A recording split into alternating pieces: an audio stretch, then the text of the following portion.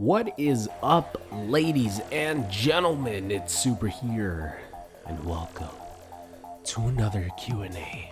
Now, before I get started, I just want to ask you guys to write in the comment section, what did you guys dress up as for Halloween?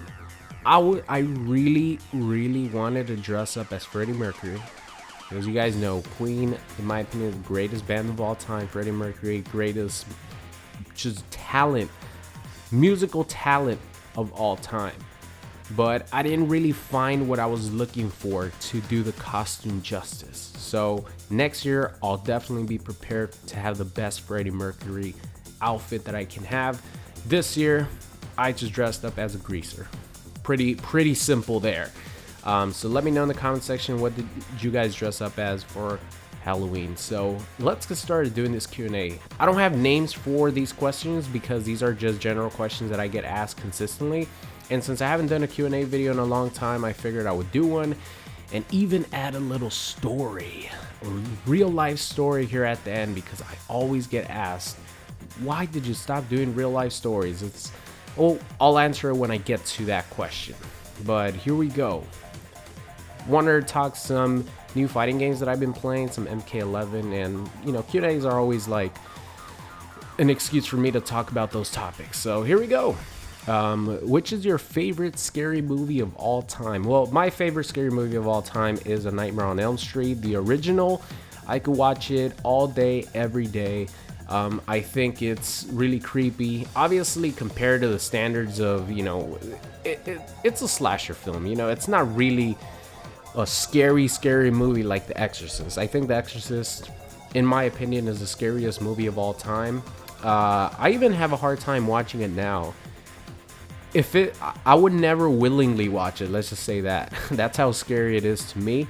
I watched it as a kid, pretty much traumatized the hell out of me. So that's the one scary movie that I won't willingly watch. But if it's on TV and I happen to catch it, I'll watch it. Like, I have watched the entire movie before, but it was because it was on TV and I'm like, oh, fuck it, let's just watch it. And it still scares the hell out of me, because anything that has to do with little girls that are either possessed by demons or like ghosts with long gowns, that's like my kryptonite when it comes to scary movies. But I like every scary movie except for The Exorcist, and that's the one that I won't watch. So I think that's the scariest movie of all time, but my personal favorite is A Nightmare on Elm Street, the original.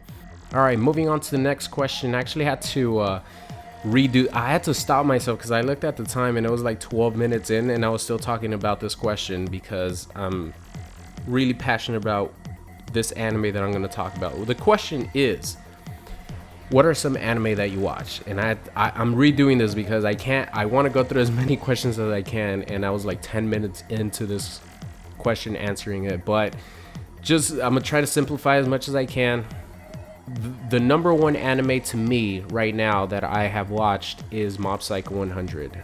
If you guys have never watched Mob Psycho 100, I urge you, as soon as you finish this video, go watch Mob Psycho 100 season 1. I promise you'll want to binge watch every single episode. It's only 12 episodes. It's like One Punch Man. Really short and sweet. The trailer for season 2 just came out not too long ago, and it looks as good as season 1.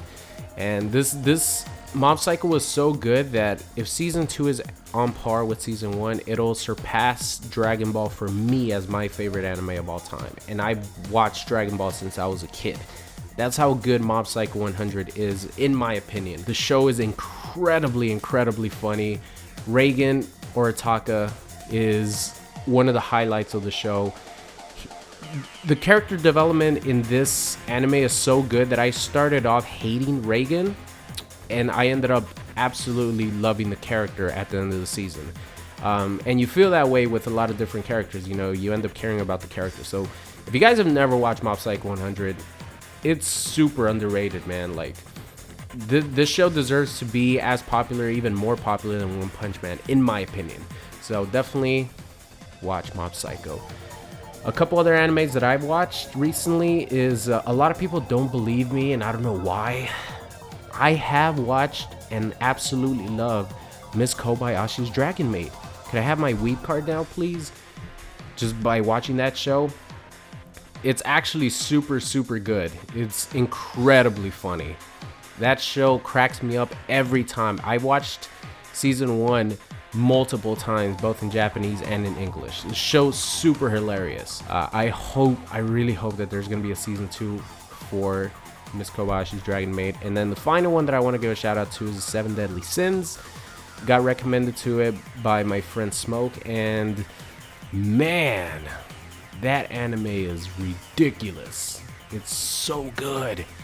The fights, the humor in it, the characters. Talk about having overpowered characters, which is my favorite thing in anime. Just having an insanely overpowered character is you know, Escanor, Meliodas, and probably my favorite, Merlin. I just think her power of like infinity plus her magical ability, having to just cast a spell one time and it goes on for infinity until she decides to stop it, is insanely overpowered that I absolutely love it. So 7 Deadly Sins is like right up there as one of my favorite animes that I've ever watched. It's so good. All right, now let's move on here. How do you feel playing fighting games you're not good at? Oh, that one hurts. And my answer to that question is I just have fun with the game. Eventually, if you really want to get good at a fighting game, you will put your time into it to get as good as you possibly can. But the difference between a game like Soul Calibur 6 and a game like Injustice, which I uploaded at the beginning of 2016 just to get familiar with the mechanics, because Injustice 2 was going to be coming out.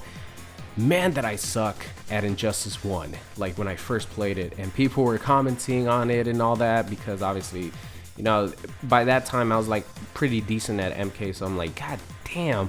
They were like, you suck at Injustice. I was like, guys, trust me. Once Injustice 2 comes out, I'm gonna know how to play, and I'm gonna hold my own. I'm gonna be as good on Injustice 2 as I am on Mortal Kombat X, and I think I accomplished that. You know, I'm not the best Injustice 2 player, but I think I'm pretty decent as far as like just going online, casually playing ranked matches. I think I'm on par in Injustice 2 as I was in MKX. You know, I could play with almost every character on the roster, etc., etc. So to get good at a fighting game, you just got to put the time into it. That's why fighting games aren't like too mainstream and like really popular, to be honest, compared to other video games. You know, even as big as someone like Maximilian is, this fighting game community is still like a niche, especially like on YouTube, compared to games like, you know, first-person shooters, real-time strategy games, stuff like that. Fighting games are niche because you really have to put the time into it, and a lot of people do not want to put the time into it to get good at something. So as far as like how do I play fighting games that I'm not good at, I just have fun with it. And if you really want to learn a fighting game, you'll put the time into learning the fighting game, and you'll get as good as you want to get, depending on how much time you put into the game. So a game like Soul Calibur 6, honestly, I'm just having fun with the game. There's other games like My Hero 1's Justice and Jump Force that I just have fun with. You know, those are just like, I'll never take those like super seriously. Soul Calibur 6, if I were to ever like fall in love with a character a lot, like I like Ivy, but you know, I'm not like in love with the character. I don't really have a strong connection to the characters in the game. But if that ever happened, then I would really want to learn Soul Calibur 6. But right now, I'm just having fun with, you know, games like Jump Force, My Hero 1's Justice. That's super fun, and I love the characters because I love the anime. And Soul Calibur, I like the presentation, and people want to watch the game. So I just have fun with those games that I'm not good at.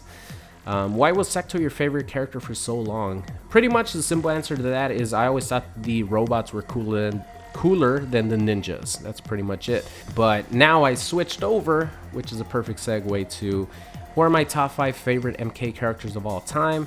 Number 1 is Ermac. Ermac just has a really awesome moveset, and I've always liked the way he looks. I don't like his skin right now, the mummy version of Ermac. I love his outfit, don't get me wrong. He looks like a Sith Lord and looks really cool. but I don't like the mummy skin. But just the clone, the ninja clone Ermac, UMK3 Ermac, MK Trilogy Ermac. If you give me that, I'm happy, man. That is my personal favorite Ermac. So Ermac is my number one. Aaron Black is actually Sector's number 2 still, because Aaron Black's only been in one MK. So Sector's number 2, Aaron Black number 3, Katana number 4, and I'll probably say a character like Cassie Cage is number 5. Do you like guest characters in fighting games? Yes, I love guest characters in fighting games. I think guest characters are a great way to bring in an audience that you normally don't get playing fighting games. If someone sees Freddy Krueger in MK9, they're going to want to buy MK9 to play Freddy Krueger. If someone sees Jason Voorhees or the Predator or Alien or Leatherface, and having the ability to fight Alien versus Predator in a Mortal Kombat game, they're going to want to buy that, even if they're not necessarily interested in playing other characters in Mortal Kombat. They just want to play with Predator, with Jason, stuff like that. Perfect example, Injustice 2. There were so many people who gave no fucks about Injustice 2, but when the Teenage Mutant Ninja Turtles were announced, how happy was like the whole fighting game community, and how like shocked, and I think they were trending on Twitter and everyone was talking about it that day that the Ninja Turtles were announced, because people care about the characters, and that's what guest characters bring. It brings a new audience in that might not like the fighting game necessarily, but they want to play that specific guest character. So I personally love guest characters. I love them. Let's see, would you like to see Michael Myers as a guest character, or who would you like to see? Well, I answered this I don't like answering questions like, do you think so and so will be in so and so, because I don't know. All I can say is yes or no, and that's why I stopped answering those kind of questions in my old Q&A videos. But I want to throw this one in here because of Halloween. I did watch the new Halloween movie, and I thought it was all right. It was more good than like bad, I guess. It was really slow. There was a lot of buildup into the final third of the movie. A lot of buildup, but I loved seeing Michael Myers just destroy people. There's a lot of those scenes, and I enjoyed that a lot. But I thought it was like all right. But yes, of course I would like to see Michael Myers in the next Mortal Kombat game. But the one guest character that I would love to see is Pinhead. Pinhead is one of my number one characters that I would love to see in MK11. Of course, Spawn be number one. He's always going to be number one because he's literally the perfect character to be in a Mortal Kombat game. Literally the perfect guest character to be in a Mortal Kombat game. Now that someone like Jason Voorhees and Predator have been used up already, Spawn is the perfect character to be in a Mortal Kombat game. Obviously, he's always number one. But to me, if you're talking about horror movie characters, I would take Pinhead over anybody. Anybody. Even like bringing back Freddy Krueger just because he's already been done. I really want to see what they would do with Pinhead. Just imagine how awesome the fatalities would be, how crazy his play style would be, and what kind of like creative decisions they could make based on his powers. So Pinhead would be my number one choice right now for a guest character for MK11. Do you want variations back in MK11? I thought variations were really interesting, and I thought they brought a lot of variety to the game as far as a casual,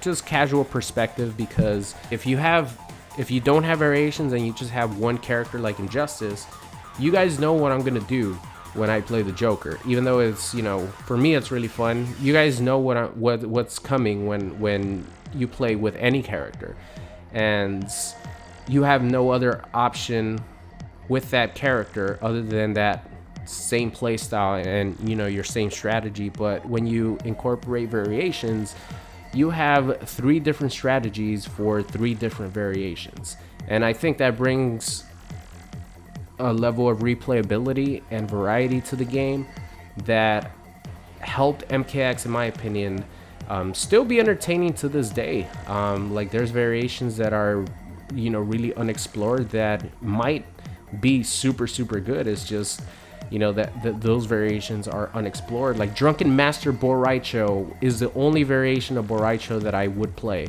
because I think it's so interesting, the fact that you have to drink in order to have access to specific attacks, and there's a cooldown time where if you don't take a drink within, like, I think it's 8 seconds, 10 seconds, you throw up and you're vulnerable for an attack. Stuff like that I really liked about the variation system. But then at the same time, there's a lot of variations that suck in the game. They're just a waste of time, and they could have incorporated maybe that move into another variation to make another variation like more viable.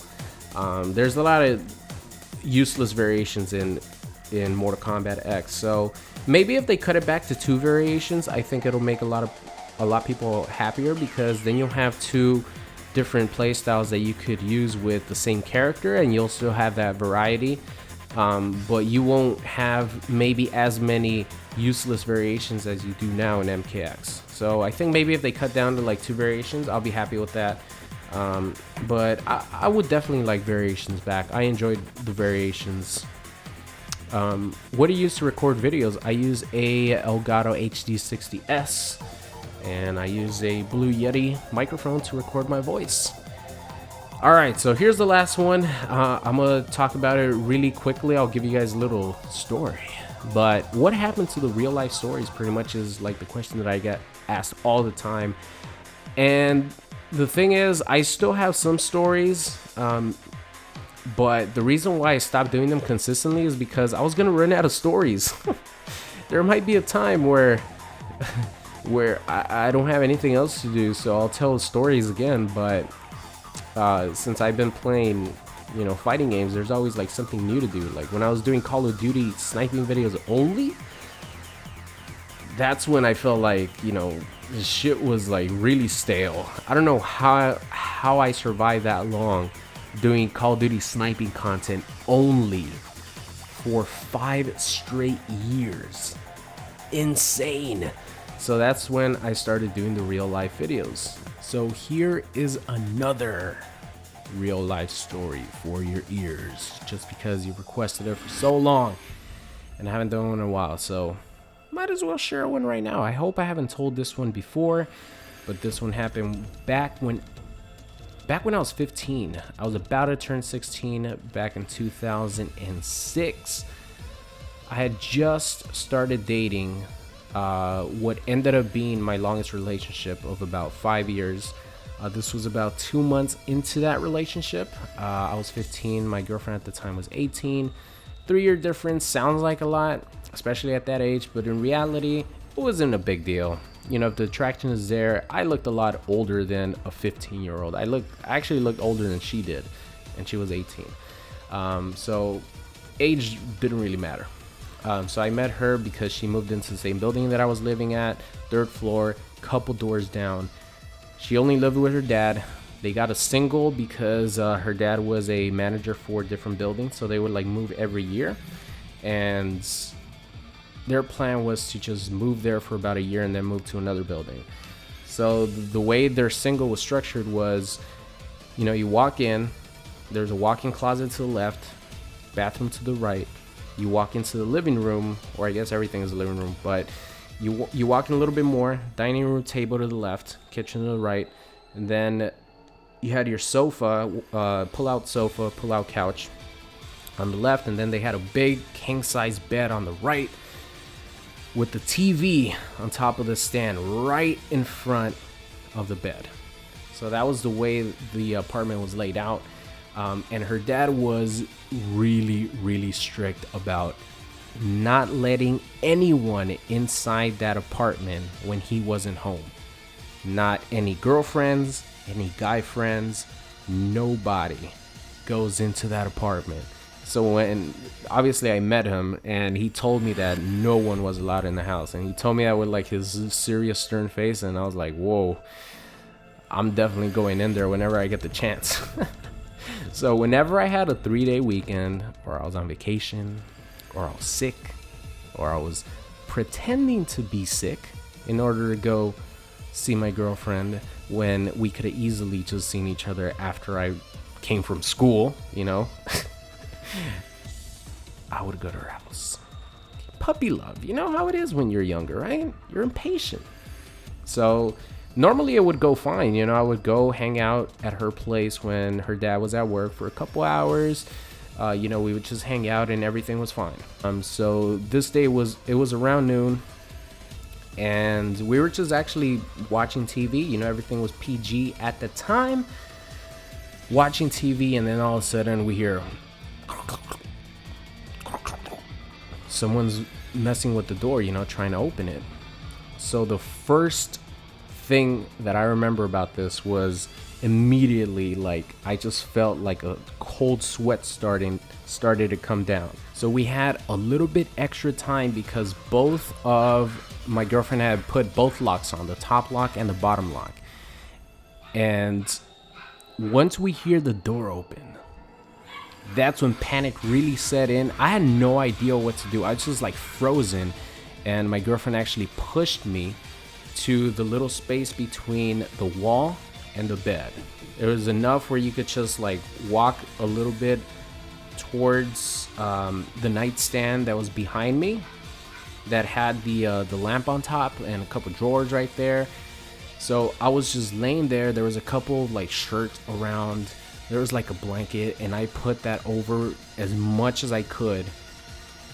And all I heard was the first thing I hear was her dad saying, "Why were both locks on?"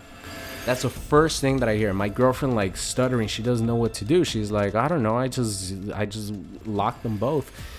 This was the first thing that I remember, and he was already suspicious, right? And here I am, next to the bed, between the wall and the bed. Dum, dum, dum, dum. If the TV wasn't on, you could probably hear my heart beating through my fucking chest. That's how nervous I was. I was like sweating. I was nervous. I was breathing hard. I was like, man, he told me face to face that no one is allowed in this house, right? Really strict about that. I'm like, I'm gonna get my ass kicked right now, and this relationship is gonna be over. Never gonna see this girl again. So he walks in, he puts the keys on the table, and my first instinct was, man, he got out of work really early. Does this mean he's gonna like fucking chill on the couch and just watch TV all day, have dinner, have his normal day here in his house? How in the hell am I gonna get out of this? So thankfully he was just there to get his lunch. So he went into the kitchen, opened up the refrigerator, put something in the microwave, boom, put a time of like 2 minutes in that bitch. So in between those 2 minutes, he actually came over to like the table that was holding up the TV in front of the bed. The table had a couple drawers there on the bottom. He actually started looking and digging through those drawers looking for something. And the crazy thing about it is that I could actually see the top of his body and the side of his head. Like literally the side of his head. Like if all he had to do was like side look at me, and you would have been able to see me. Like I could see the side of his nose, I could see some of his eye, and he was just digging around one of the drawers in front of the TV looking for something. And my girlfriend was trying really hard to get him to like stop looking there. She was like, "Oh, Dad, can you come over here real quick, please? Like, oh, can you take this trash or something?" And he was already really suspicious because both locks were on. So he ended up finding what he was looking for. And another thing I was nervous about was there's another like nightstand behind me. What if he wants to try to look for whatever he was looking for in this nightstand behind me? I was like, all this shit is going through my mind while my heart is beating out of my chest. So eventually he finds what he's looking for. Ring, his food is done. 2 minutes passed, the longest 2 minutes of my life at the time. He goes to get his food, doesn't notice me, and I'm saved. I got He left the house, took the trash, and from the 3rd floor you could see the parking lot of the building. His car was gone.